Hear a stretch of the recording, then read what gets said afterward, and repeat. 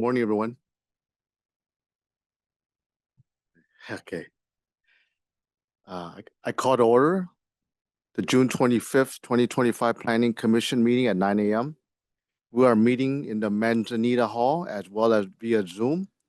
Please rise and join me in the Pledge of Allegiance. I pledge of allegiance, flag, of America, and to the republic for which it stands, one nation, under God, indivisible, with liberty and justice for all. Madam Clerk, please proceed with roll call, and Mr. Fox administers oath of office for the new commissioner.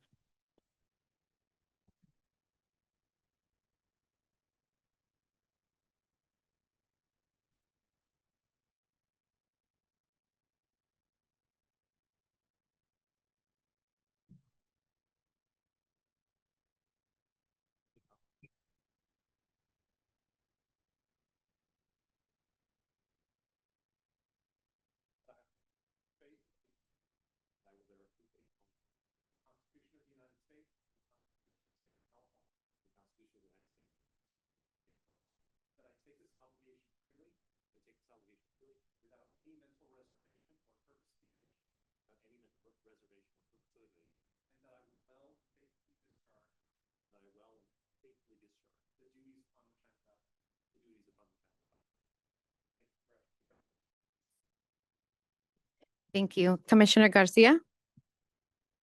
Commissioner Gupta? Here. Commissioner Hanson? Here. Chair Serrano Kwan? Here. Thank you. You have a quorum.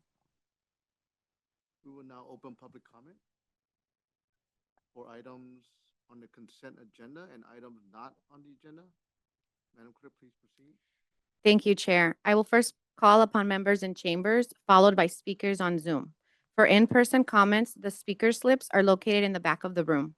On Zoom, please use the raised hand feature or *9 if you are calling by phone. And at this time, we have no comments for items not on the agenda or items on consent agenda. Thank you. We will now close public comment for items not on the agenda and consent agenda. We will now have a motion to set the agenda and approve the consent agenda. I move that we approve the consent agenda, the minutes for the last meeting. I'll second that. Thank you. That was a motion by Commissioner Gupta and a second by Commissioner Hanson. Commissioner Garcia? Commissioner Gupta? Aye. Commissioner Hanson? Aye. Chair Serrano Kwan? Aye. Thank you. Motion carries. Item 2, resolution honoring Commissioner Ramirez for his service on the San Mateo County Planning Commission will be heard at the July 9th, 2025 hearing. Okay. We will now move on to item number 3. Madam Clerk, please introduce the project and the planner. Owner, Rustic Enterprises Incorporated. Applicant, Bobak Bakhtiari. File number PLN 2023-00016. Location, intersection of 2nd Street and Farallon Avenue. APN 036-014-200 and 036-014-201. And the project planner is Sonal Agarwal. Good morning, everyone. My name is Sonal Agarwal, and I'm the project planner of PLN 2023-0016, which is item number 3 on today's agenda. The item before you is a coastal development permit, design review permit, and grading permit to allow construction of a new 4,370 square feet, 3-story single-family residence with an attached 1,556 square feet, 4-car garage, a covered indoor pool, an uncovered courtyard garden, and a 455 JADU on a 10,000 square feet parcel located at the intersection of 2nd Street and Farallon Avenue in Montera. The project involves no tree removal and approximately 1,405 cubic yard of grading and is appealable to the California Coastal Commission. So as mentioned, the project site is on a corner lot. It is a 10,000 square feet parcel zoned as R1S17 DRCD. The parcel legality was established through a Certificate of Compliance Type B under PLN 2021-00359, which followed legal proceedings determining that the two subject parcel, formerly owned by Mohan, could be developed as one legal building site. The superior code numbers and the PLN numbers are mentioned on this slide. So here is just a graphic of how the house will fit into the site. It will sorry. It will consist of 4 bedrooms, a 4-car garage, and an indoor pool, covered indoor pool, a JADU, and a central courtyard garden.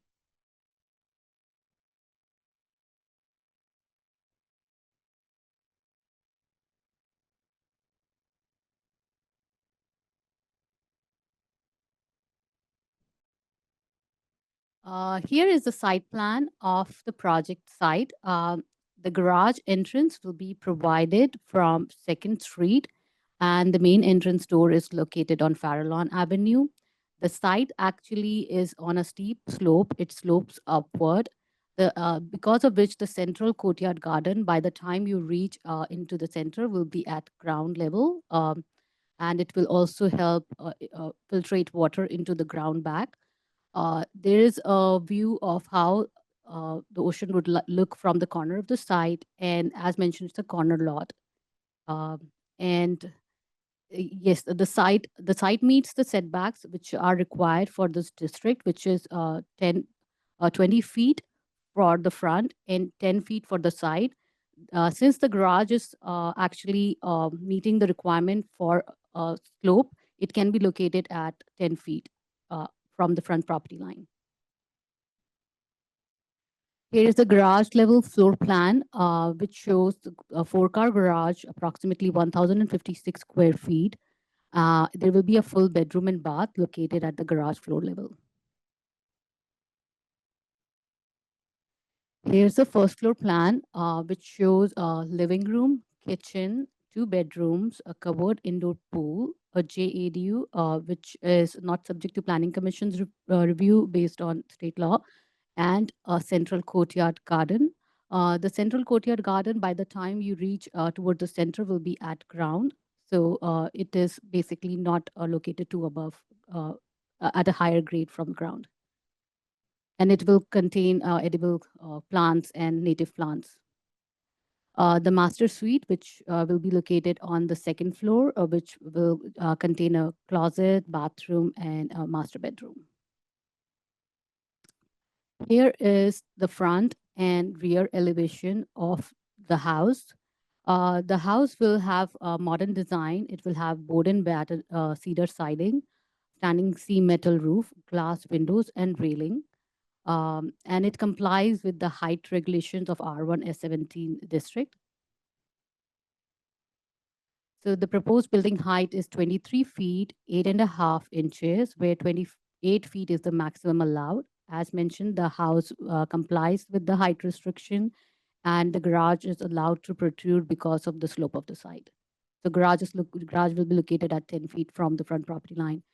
Here is a section of the site. As you can see, the garage is basically all underground because of the slope, and the visible from the front, it will look like a 3-story house, but from the side, it is going to look like a 2-story house because of the grounding of the garage floor.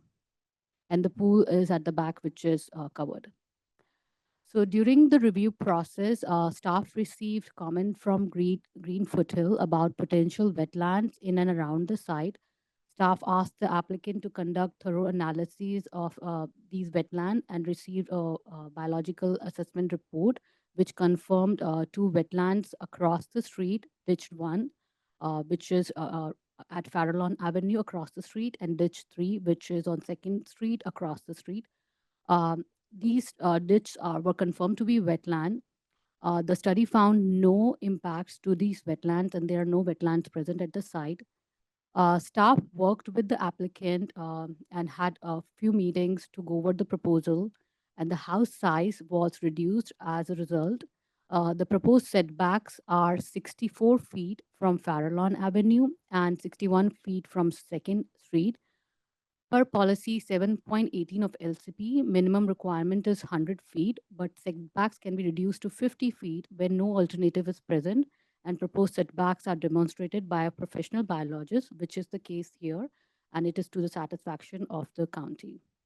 As mentioned, the house size was reduced from the initial proposal of 4,920 square feet to 4,350 square feet now. There were some mitigation measures also suggested by the biologists, which are also included in the staff report, which basically talks about following best management practices and conducting nesting bird survey, and or working outside the nesting season, which is from September 1st to January 31st. The applicant will be required to provide these surveys before starting construction. Here are some site pictures of the wetlands and ditches mentioned in the staff report. Ditch number 1, which is located across the street from Farallon Avenue, was considered as wetland. Ditch number 2, which is right next to the site, was not identified as a wetland. There are two pictures of ditch number 2 on the top right corner, and pictures of ditch 1 on the left corner of the slide, and ditch number 3, which is across the street, are shown at the bottom. To consider as a wetland, there are few trees that should be identified, and that is what the case was here, based on the analysis of the biologist. So the project was heard by CDRC on March 14th and recommended for approval with some suggested changes. CDRC requested a new pedestrian entrance that should be added from 2nd Street towards the main entrance door on Farallon Avenue. Garage design should be reconsidered and east wall should be redesigned. This staff worked with the applicant, and these suggestions are already incorporated into the plans. There was a pedestrian entrance which was added. Garage east wall was pushed by 3 feet. And also because of the wetland, they had to meet further setbacks. So these things were looked into after the CDRC meeting. Some of the issues that were raised by the neighbors at the CDRC meeting included drainage concerns in and around the site, massive looking house, concerns with car backing from the site, and compatibility of the house with the neighborhood. I would like to also highlight that the applicant has provided two letters from their engineers about how the drainage of the site would be addressed and how a detention basin can help uh, uh, provide relief from some of the drainage concerns of the site. And because of a new construction, a new home at the site, some of these drainage concerns could be addressed that way as well. So the project complies with all of the parameters of zoning regulations, setback, height, floor area, site coverage. It complies with general plan. It complies with all LCP policies, zoning regulations, design review standards, and with grading regulations. Uh, For the environmental review, I recommend that the Planning Commission determine that the project is categorically exempt from CEQA to CEQA guidelines section 15303A related to construction of one single-family residence in a residential zone. And I recommend that the Planning Commission approve the coastal development permit, design review permit, and grading permit for county file number PLN 2023 00016 based on and subject to the required findings and conditions of approval listed in attachment E.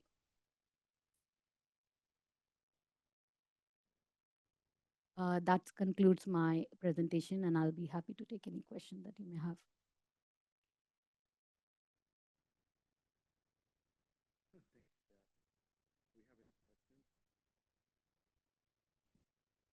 Thank you, staff. Do we have any questions to the staff from the commission?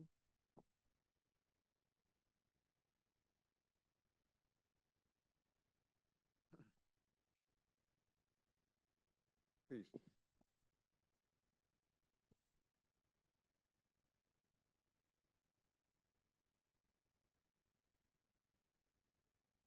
So, since it's a sloping parcel, my question is, how is the height measured for the construction? So for height measurement of this district, we follow the natural grade and you have to be as shown in the. So basically offset by a certain distance, 20 feet, 28 feet is the allowed height. I'm sorry, I cannot. Sorry. see it. Yeah. So I'll show you, I'll show on the elevation. So here you can see a red line which actually mimic the grade, natural grade of the site. That's the maximum allowed height. So for sloping lot, The you have, red line is yes, the red line is the maximum allowed height. So for sloping lot like this, we have to mimic the natural topography and take the height measured from the existing grade at that point. But the red line actually denotes what the maximum height could be. So offsetting Okay, the, so it goes along yes, yeah. So at every point, it should not exceed. 28 feet, yes. Thank you for that question, that answer. The other question I have is, are there other, like, what are the homes in the neighboring, in the neighborhood? Are they three-story homes? Or are the homes single-story?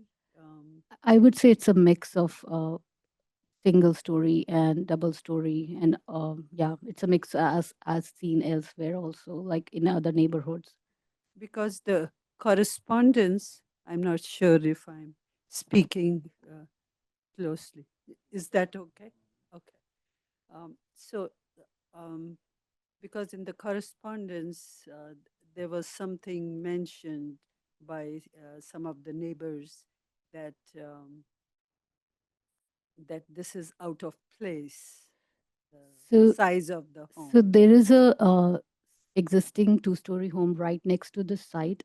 On the right-hand side, there's existing two-story home right on the right-hand side. The site behind is, I believe, not developed. It's a vacant lot. There is a home located across the street, but it is set back very far. It's a big lot, so it's quite set back from the current proposed project. And there are two-story homes in the neighborhood.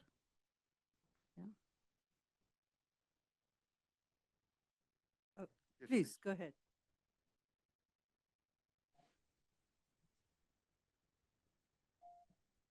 The diagram you have displayed, the lower one, looks like there's the shadow on it.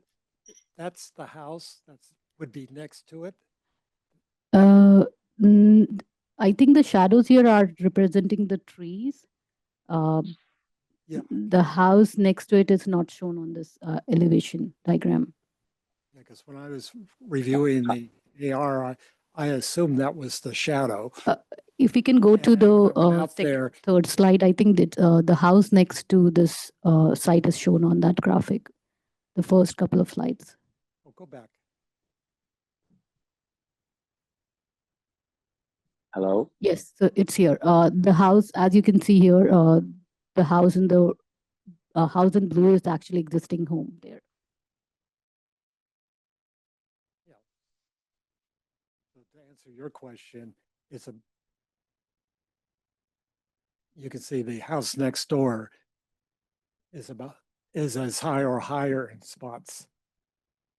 Okay, so the one on the left is The new one. the new one, and the one to the On the right is the Okay. existing.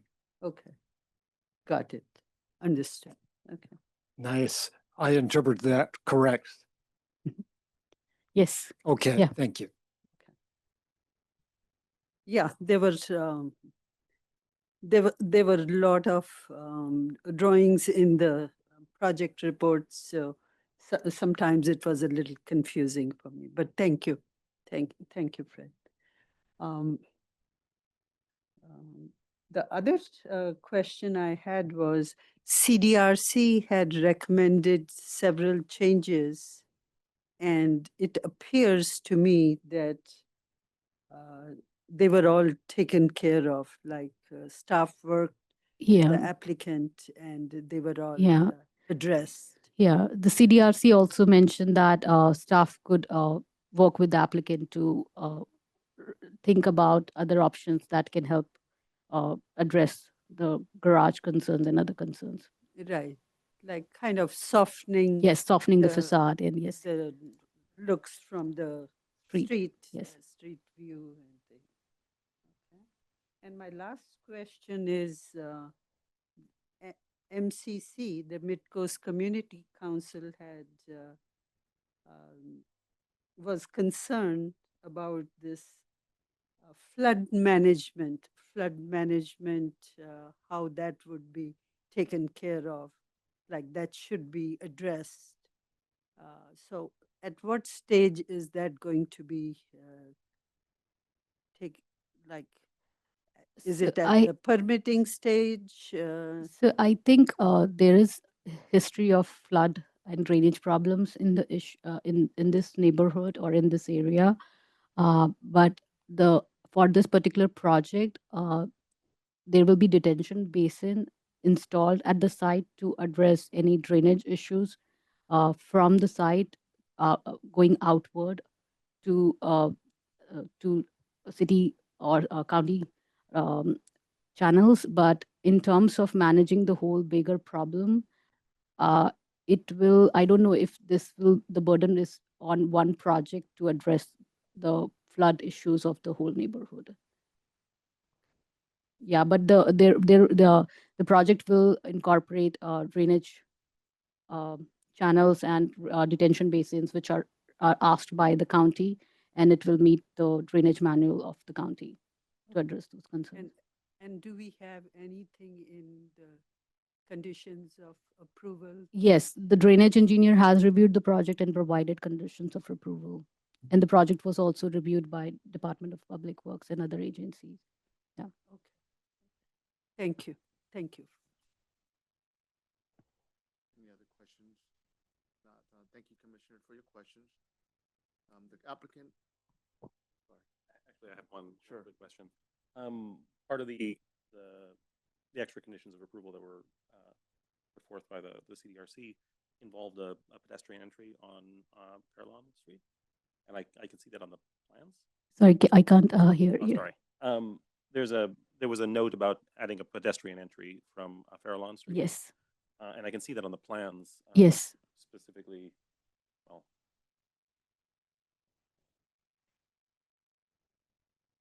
Yes. oh, wait, well, okay, I can wait for, okay, stop.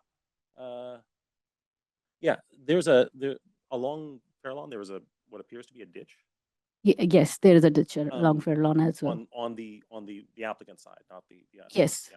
Yeah.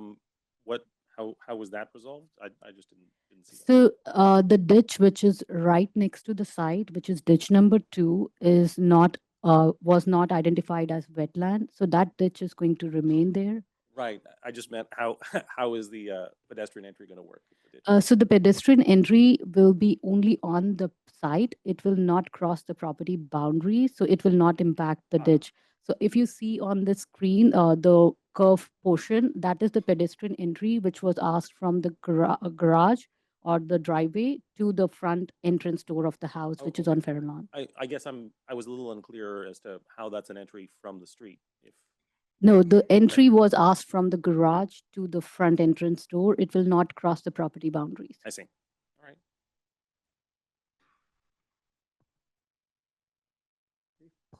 Thank you, Commissioner, for your questions. The applicant will now have 15 minutes for the presentation.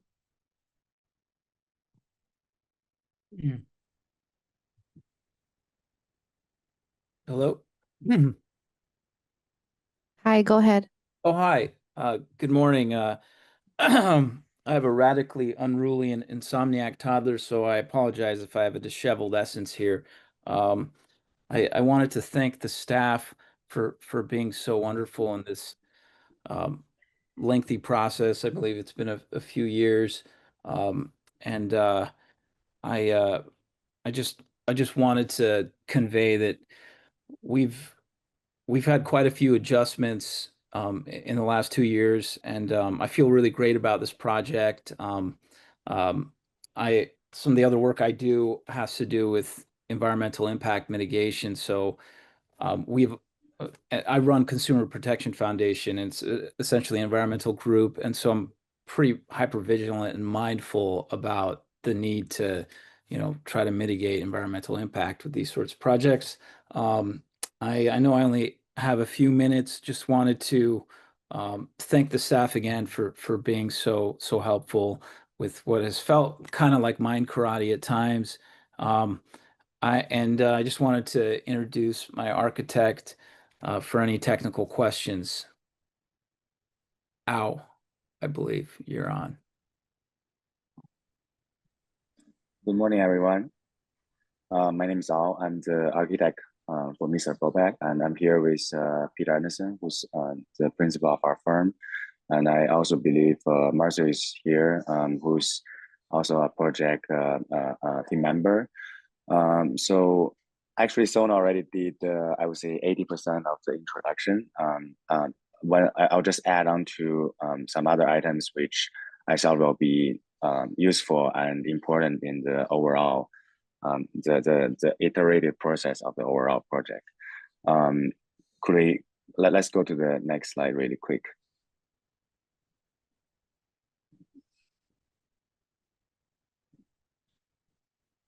Oh yes, here. At the beginning of the project, there's a lot of uncertainties about whether these are two separate lots or the two parcels have been legally binding together. Turns out this is only one parcel, and then this parcel is on average much bigger than the neighbor's parcel. For instance, the one on the left is only 60 feet wide, whereas ours is 100 feet wide. So at the beginning of the project, one thought we had is we would like to have the building read as two separate buildings sitting on this lot. If we can move up to the next slide. The overall configuration consists of three building masses, with the main residence, which we mark SFR here on the east side, and then the GADU on the left, with a separate mass at least at the lower half of it, joining the two together. This way, the perception of the building, if on a pedestrian walking down on 2nd Street or even from the corner of Farron and 2nd Street, they will read the building as two separate buildings rather than one single conglomerate mass. The configuration also are in line with when we are working with the coastal design review guidelines. They were quite emphasized on the articulation of facade. We don't want this to read as one dead wall. We want this to be push in and push back, so that giant courtyard basically helps bring down the mass of the building. If we move to the next slide, the overall total square footage of the building, as shown already introduced, is going to be 4,344 square feet. It consists of, I would say, 4 different portions. The garage portion is around 1,000 square feet. The single family residence is around 2,000. And then the multi-purpose / indoor pool is 700. The guest suite, or we call it like GADU here, is around 500. So they added up to be the 4,344. If we move to the next slide.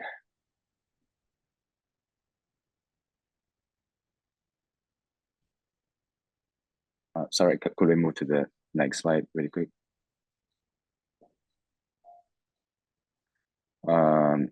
Next one, this one, I think Zone already did a really good job covering the area data and show how that compliant with how the what was outlined in the planning. Well, I just want to go back to what Bobak had mentioned earlier. This had been a quite long journey. So the project has always trying to be developed with deep attention to the site characters, the environmental sensibility, the efficiency use of space, and also the client's space goals. So as you can see, we started from 2022. The building is actually pretty much bigger, sprawl much bigger area than what we had in the current version, which we call like 2025.1, which is the black outline.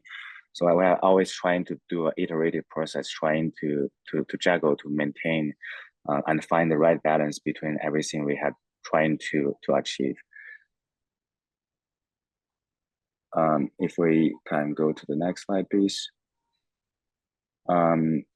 This is one like collage which we put together of all the buildings along the street. I think in this section we want to answer some of the questions that are coming up in the previous sessions. How are the building related with this context? If we move to the next slide, please. We actually had a pretty detailed survey about the height of our neighboring building on 249 2nd Street, even though that building is only 2-story high, but it does sit on a higher point on the slope. So in that elevation drawing, we showed in Sono's presentation, yes, the yellow silhouette is actually the building behind, and that building actually the high point is 114 feet 4 inches, whereas our building, the tallest point of all is like 111 feet 9 inches. I think the number is like the elevation above sea level. So our building actually, the tallest point wise is actually lower than the neighboring building on 246 2nd Street. If we can move to the next slide, please. It says bunker into the landscape, especially the garage, because we want to achieve the slope that is required by civil by public work. The slope the garage actually has to be pretty low in order to get a suitable slope to drive from 2nd Street into the parking stall inside. And then the overall roof line, as you can see, is actually tilted towards the north, so that from the street side is actually around 3 feet lower from the southern side. This is another quick collage, just as a size comparison study between our building and then the neighboring building. As you can see, the slope language and then the 3 separate masses help it to blend in quite well, I would say, with the neighboring context. Yeah, the red arrow is where our proposed single-family residence is. This one, I think, in Sono's presentation, we already showed that. The next slide will be a more detailed material selections. We want this building to blend in quite well with the neighboring properties. A lot of the selection, including the board and batten cedar, the metal standing roof, they all in general the buildings are pretty dull color, which actually blends quite well with the coastal style. Let's move on to the next slide. The cedar, when first installed, they might had a more orange tint to it, but as time goes, it actually will be turns grayish from second or third year, and they will gradually be a more earthy tone. Those are some of the example images we just showed here. On the left is the building when it's just built, and on the left is on the left is the building that is just built. On the right hand side is the cedar color after years of weathering.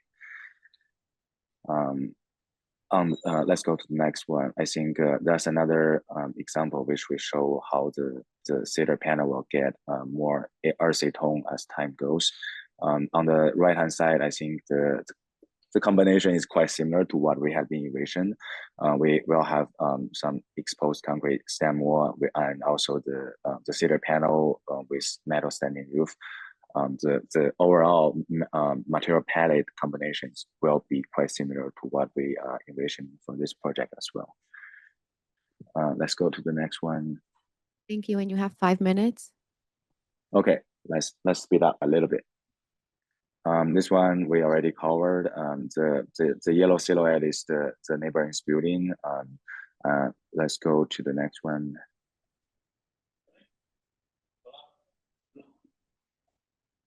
Sorry, let's go to the next slide, please.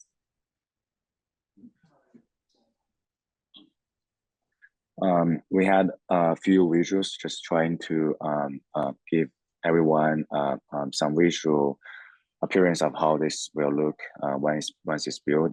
As you can see, from like this is from the corner of 2nd and Farron Street. It looks like a one or I would say 1 to 2 story buildings. We planned a bougainvillea in front of the garage just to also soften that edge. We can quickly go through the plans here. I think Sona already mentioned majority of the spatial layout. I would just jump quickly to the lower portion of the slide here where we are talking about the courtyard. One thing I remember mentioned in the bio report is the potential for hummingbird nesting, which I think the construction first of all will probably we'll try to have the construction start outside that window, which I remember on the biological report is between September to January. We'll try to plan the construction so that we stay out of that zone. And the other thing we offset that is the center courtyard, which I haven't been talking too much. The center courtyard will be a giant infiltration rain garden type of design where the rain from the gutter will collect there and then gradually seep into the retention basin.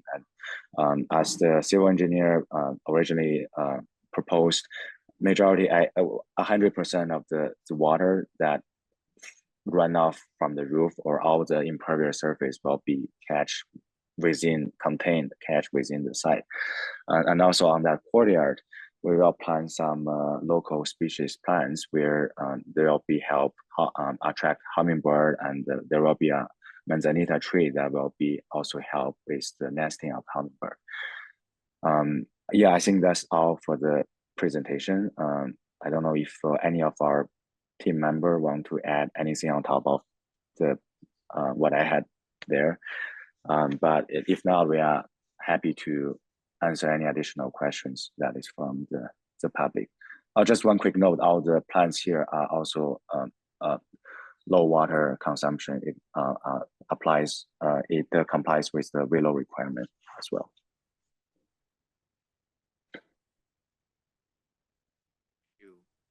Do we have any questions? Thank you. From the commission? Yes, I do. Just one question. Has there been any history of flooding on this parcel? Or because of this parcel in the neighborhood?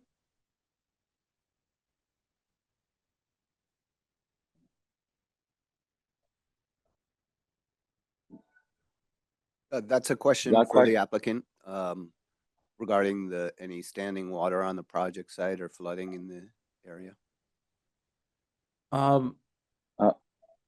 Well, I mean, I can say that as long as I've owned the land, we've been keeping close watch and trimming the property like every 6 months or so.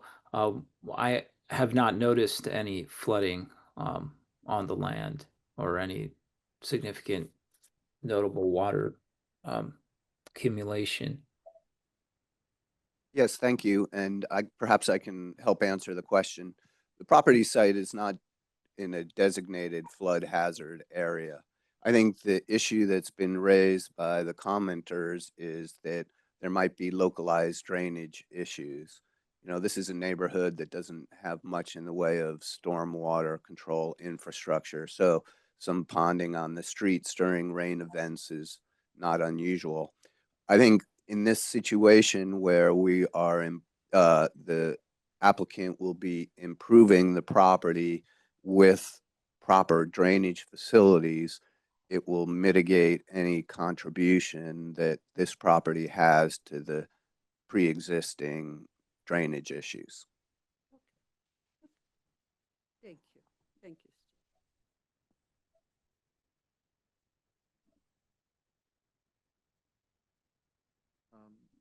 Thank you for your questions, Commissioners. We will now open public comment for item 3. Madam Clerk, please proceed. Thank you, Chair. We do have 2 speakers wishing to speak in person. So I will first call on Art Hoffmeyer, followed by Carol Martin.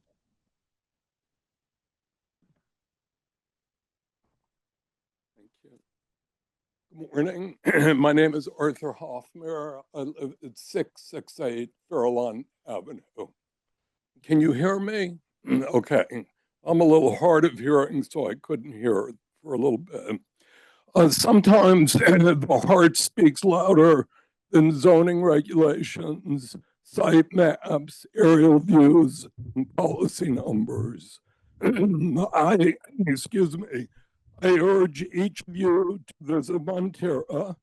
We will treat you to a cup of tea if you wish, and see for yourself, especially since presently we do not have a coastal representative on the commission. We would love for you to breathe in our serene and beautiful and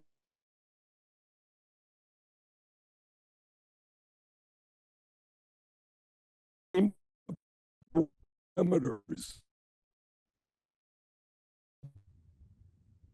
Even though these numbers require special permits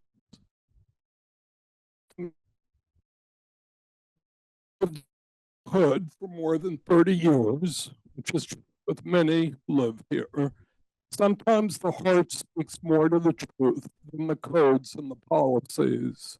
Sort of like an 11-sized foot should play into an 11-sized wingtip. But when you shoehorn it in, it's darn uncomfortable.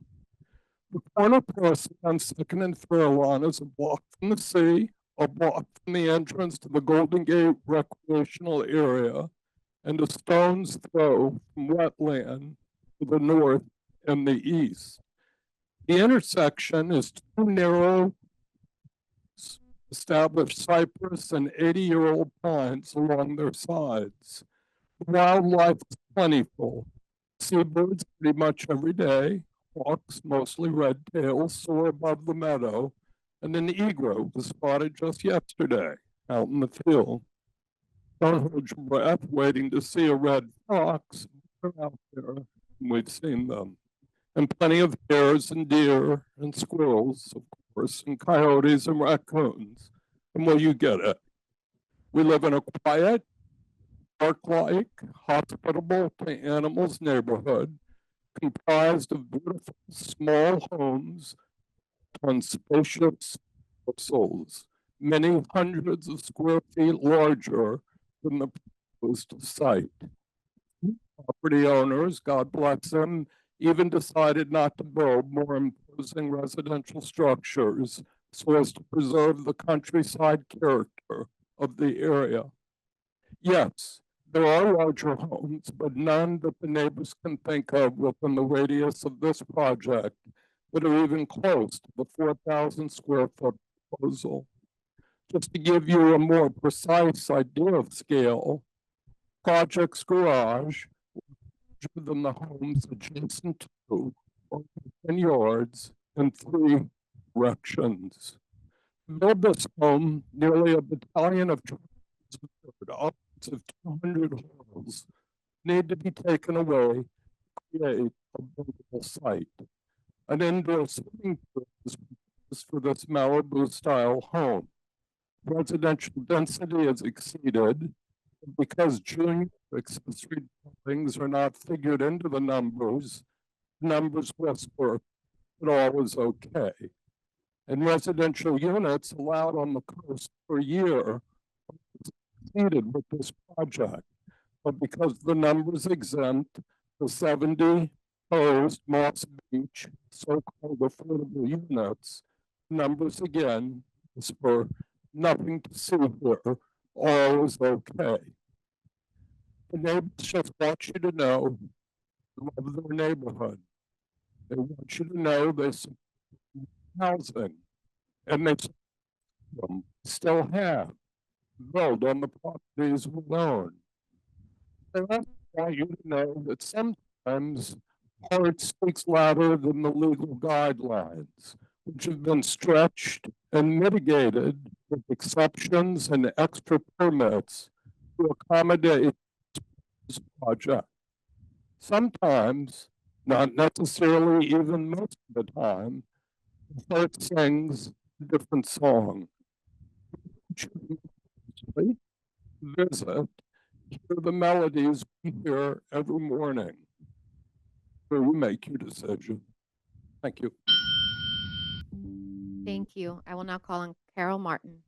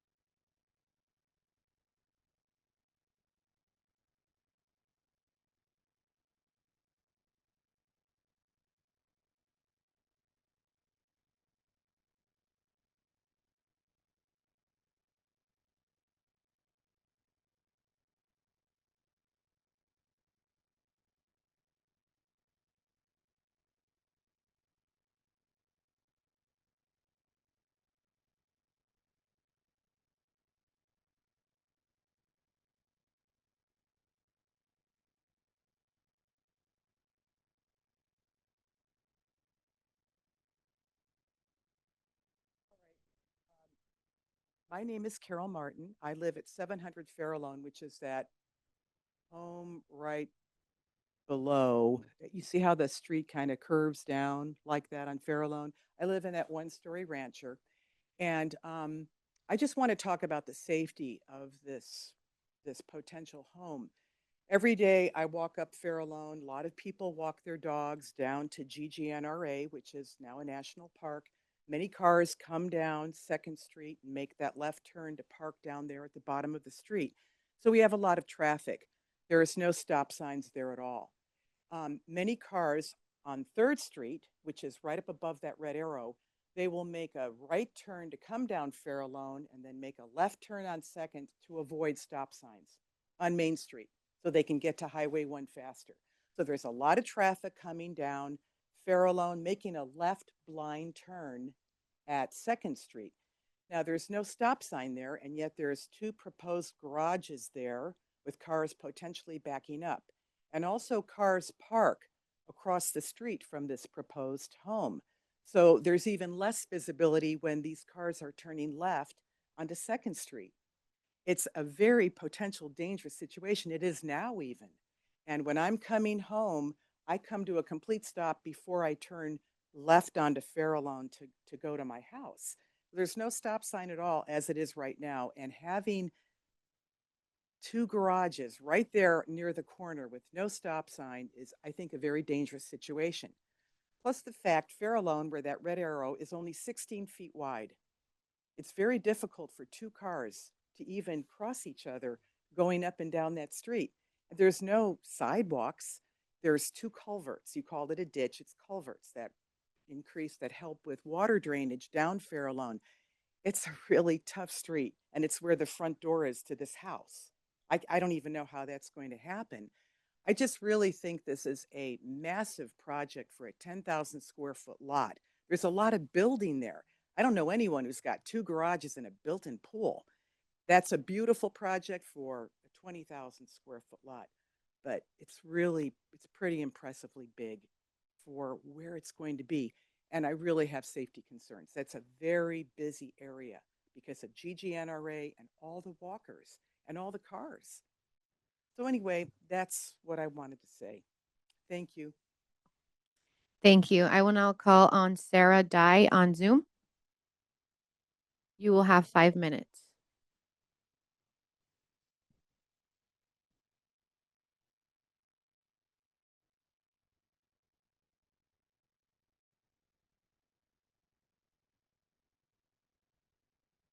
Please unmute and begin.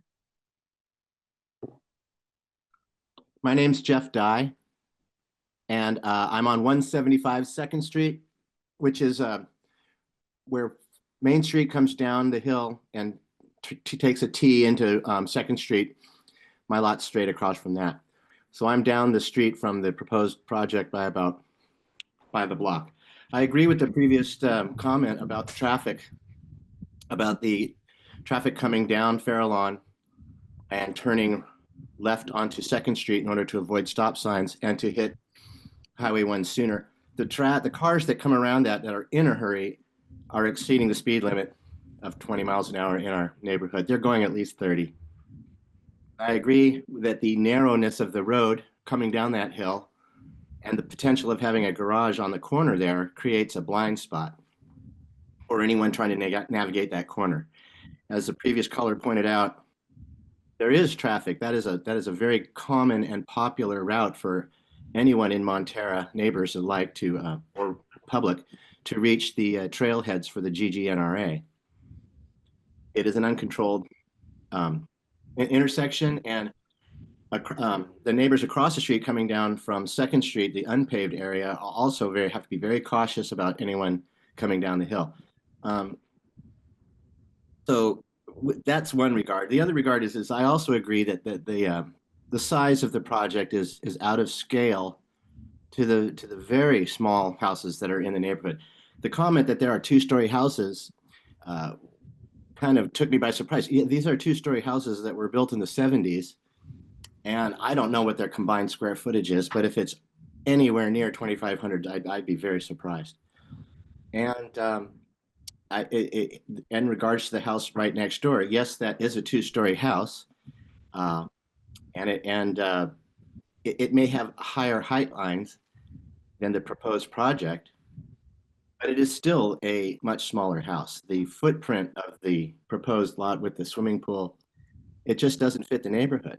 And I'm concerned that having a green light for this project is going to encourage others to incorporate some of the smaller lots, buy them, bunch them together, tear down the smaller houses, and start building very, very large mansion type houses in our very small community out here on the coast side.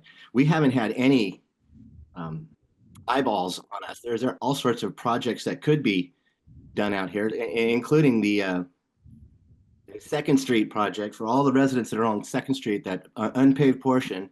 Have been going to the county for years trying to get some help with the flooding that occurs on that street. It washes out their road every year, and that is the lowest point of the sewer for Montara. So there's all sorts of potential problems lurking on that Second Street. I don't know how that's going to necessarily affect the project in question, but it is certainly something that needs to be taken into consideration. The traffic around the corner, the size of the project, and that the residents along Second Street are undoubtedly going to be affected by at least this construction, but most likely the size of the project. And that's the end of my time. Thank you. Thank you. And with that, Mr. Chair, we have no further comments. Thank you. We'll now close public comment for item 3 and begin commission discussion on this item. Are there any comments from the commission? I could start off. Please.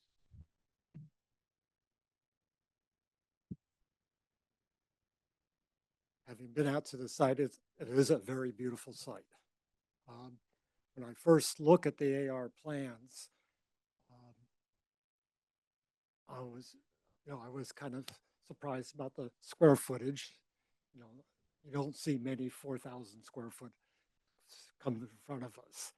And then so I took that in relationship to the lot size and the neighborhood. So a lot of my consideration is based on what I read and what I have seen. Massing was the first thing I was worrying about with something of that size.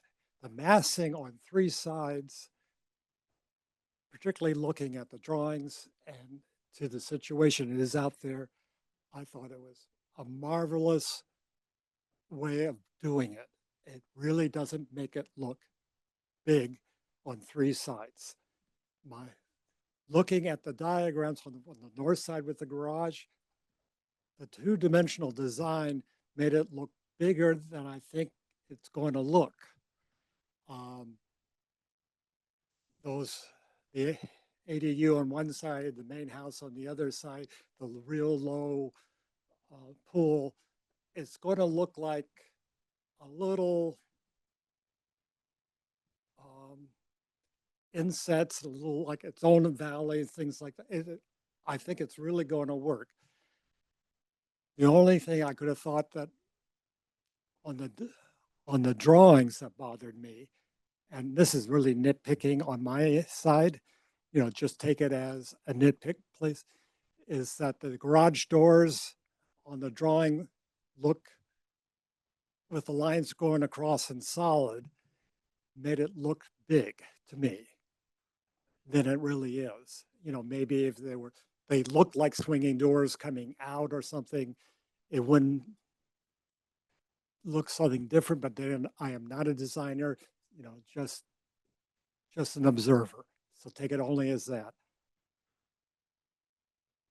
Having been on this commission for over 15 years, in the beginning, we wished to have one car park indoors per bedroom. This is the first time we've actually seen it. We might even have a realistic opportunity for people to park their cars in a garage and not on the street. And to me, that is a bonus. I understand what you're saying about stop signs. I lived in a neighborhood since 1964, of which only had one stop sign on a corner. Now we've got three. And it is not unlike your neighborhood. But one of the hard realities after we fought real hard for those additional stop signs is they work very good for people who don't know the neighborhood, but your own neighbors will run them. And one of the corners has become very dangerous from our own people. There's unintended consequences to stop signs. I like the design. I will, unless I hear something from the other commissioners to change my mind, I'm going to vote for approval. Thank you, Commissioner Hanson. Any other comments, questions?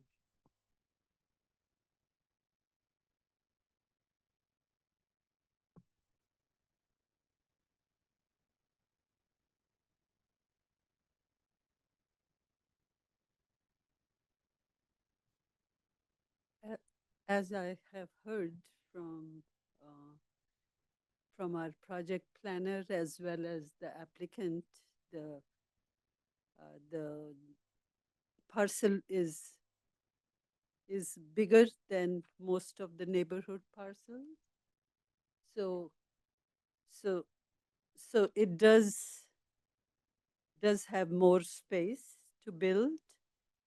And this is just the nature of things coming up. People are building bigger homes, so we cannot stop them from doing that.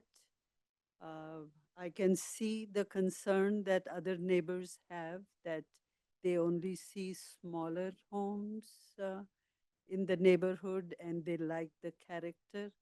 But this is what it's going to be moving forward. So yes, it is big, but it looks like a interesting design. I can't say that it's not a good design.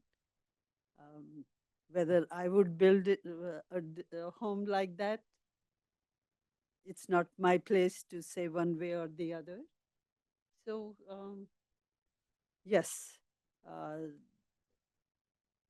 we all will have to be like Commissioner Hanson mentioned about the traffic, about people being careful, uh, the neighbors who are living there.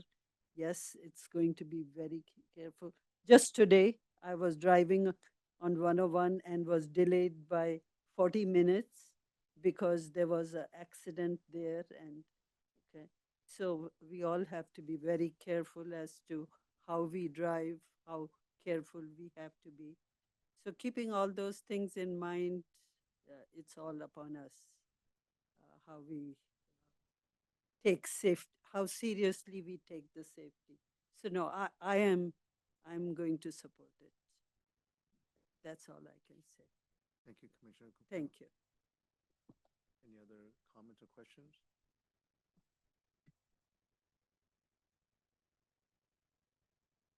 Yeah, I am also impressed with how, despite the footprint, the internal space size of the structure, that it does do a very good job of blending in with the appearance from the every direction except for the one directly in front. I've served on other planning commissions before, and frequently at this stage in the game, there's a have to justify any sort of rejection of a plan with some basis of a rule that it's violating of some kind, and this one just does not, and I can't seem to find any reason to reject the proposal. Thank you for your comments, commissioners. I think we're ready.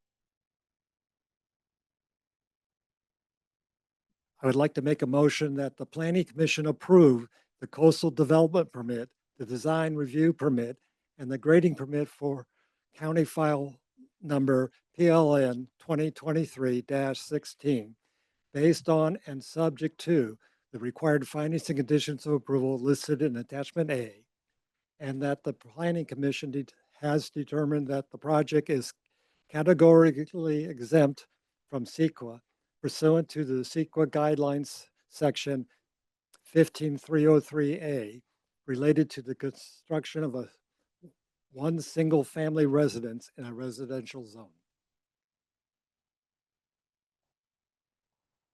Second.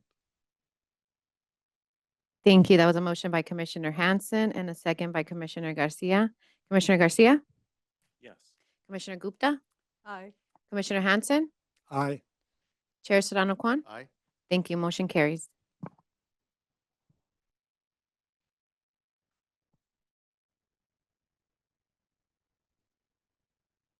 Director, Yes, now that we've concluded item 3, we can move on to item 4, which is correspondence. I don't have any correspondence for the commission to report today. Moving on to item 5, our next meeting will be on July 9th. There's no study session planned, but we do have 3 items.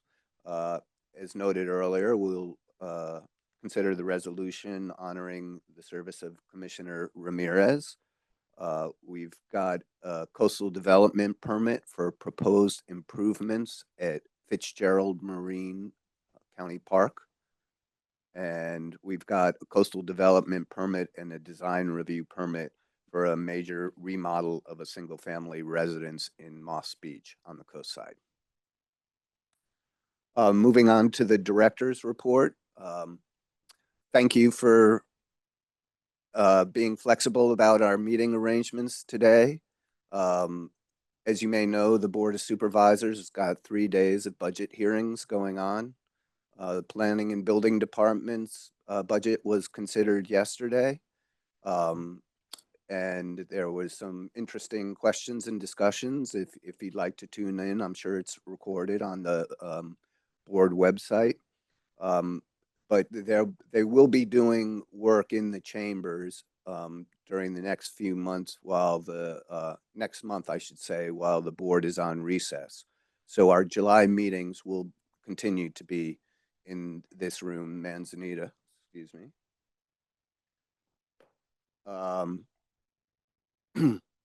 So the other thing I wanted to mention was at the Board of Supervisors on June 10th, they approved a contract for the department to initiate a AI plan review pilot project. So this is going to involve the use of AI to evaluate construction plans for compliance with building code requirements. And so it's an exciting opportunity for us to try and streamline our review procedures and speed up the rate of review. Of course, there's many other aspects involved in our review besides compliance with the building code. So it will help in that regard, but there will still be plenty of humans involved in the review, I can assure you. And then I also wanted to let you know that on June 11th, we had a community meeting out in the Seal Cove area of Moss Beach on the coast. As I mentioned at our last meeting, this is an area that is in a geologic hazard zone and has recently experienced a large degree of soil movement. At the meeting, we updated the community members on what the county was doing in response to what we've observed. And I would say that one of the most important things that we are doing is we've commissioned a new geologic study to evaluate exactly what's happening and to recommend actions that the county could take to try and mitigate some of these impacts. And, we heard from the community about their concerns and we did our best to answer their questions.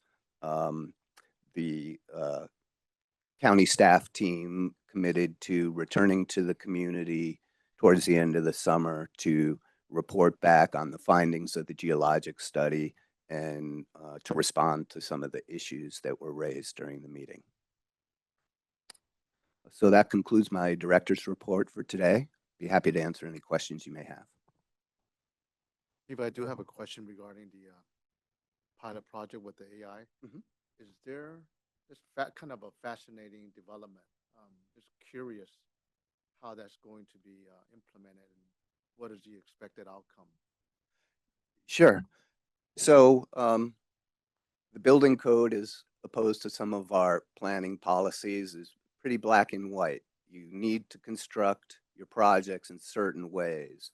And so the way in which the AI system will work is we will program in the code requirements. The electronic plans will be read by the AI tool, which will take measurements and compare whether or not those construction plans meet all the code requirements.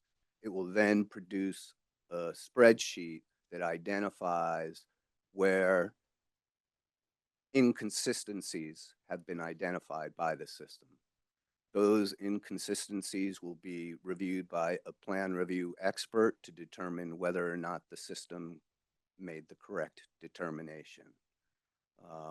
And then once the review's been completed, the totality of the comments will be put back into our regular permitting database, and we'll use those determinations to inform the applicant of any revisions to the plans that may be needed to comply with code requirements.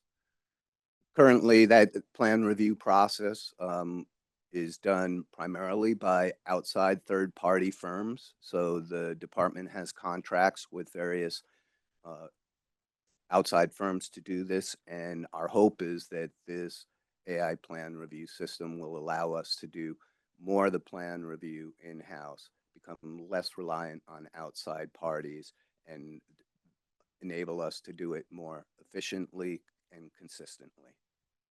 Is there expected shorter duration time saved on this? Yes, I've been getting asked a lot about that. And, as I mentioned, this plan review, building code compliance review is one piece of a much larger review process, right? The construction plans get reviewed by the fire department. They will continue to go through the fire department. They get reviewed by the water and sewer districts. That will continue to be the case. They get reviewed by our geotechnical engineer. So none of that will be in the AI system. So all those pieces will take some time. I would estimate that most of the building code compliance reviews that are done by our third-party contractors take about 2 to 4 weeks. I think once this AI system is up and running properly, that part of the review could be cut down to a matter of a day or two. You're welcome. What's the expected duration of the pilot? So we're going to have our kickoff meeting on Friday. There is a 6-month proof of concept period where they need to demonstrate that they can customize the system to address our particular codes and regulations. Once that proof of concept has been established, the full build out of the system will occur, and we expect that to be completed within 1 year of project initiation.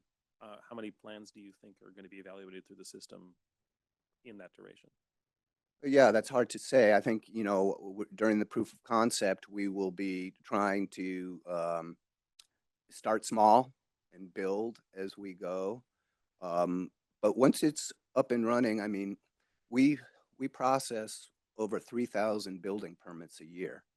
And I think that there's the potential that we could reach the point within the first year and a half that, 75% of those plan reviews will be done in-house as opposed to sent out. Maybe a different way of asking, how many do you want to see go through the system before you have confidence that the system's working as intended? Oh, yes, good question. I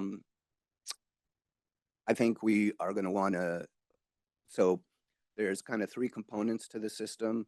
There's the review of compliance with residential building code.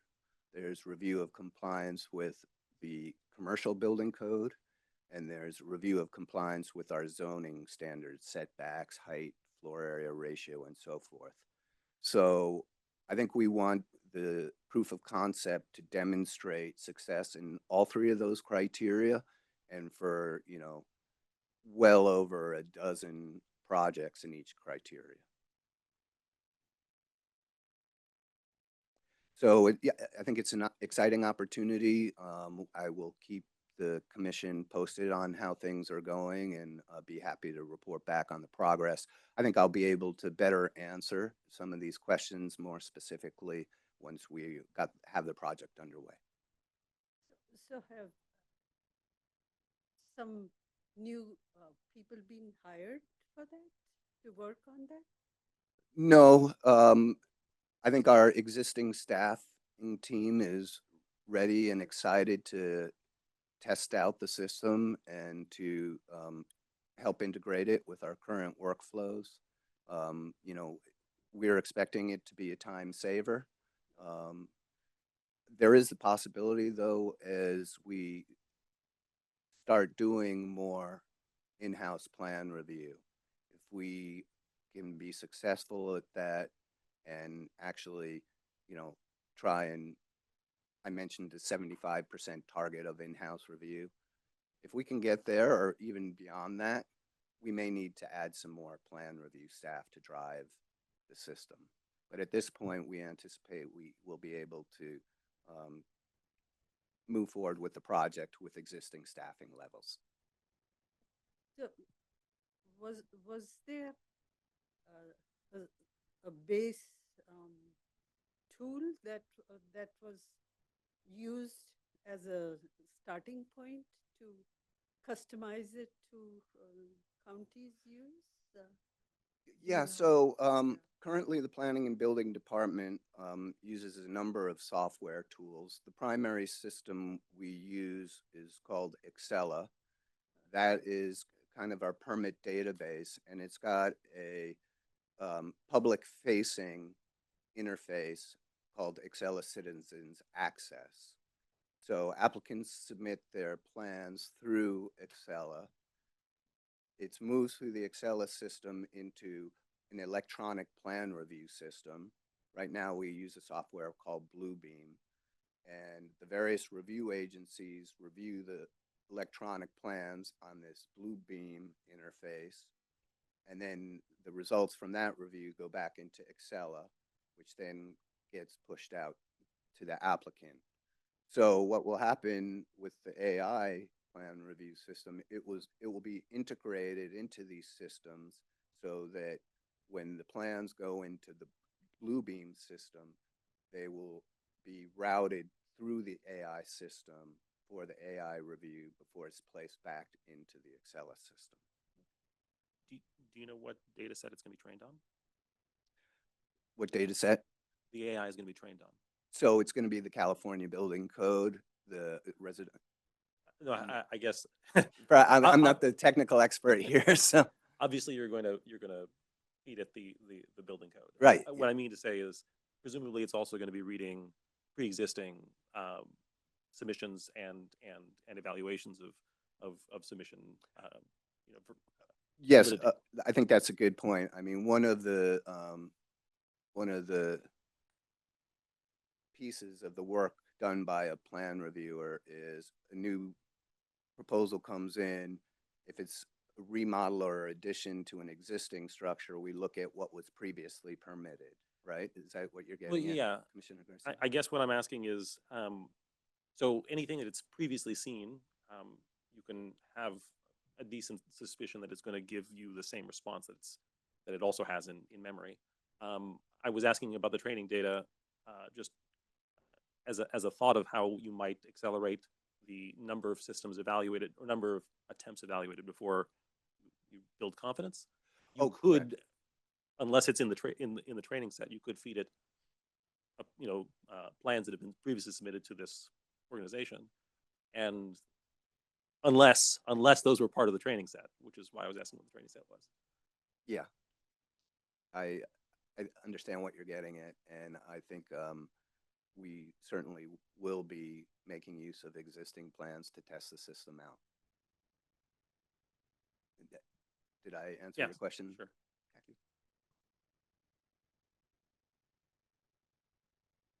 Further questions? Meeting is adjourned. All right, thank you.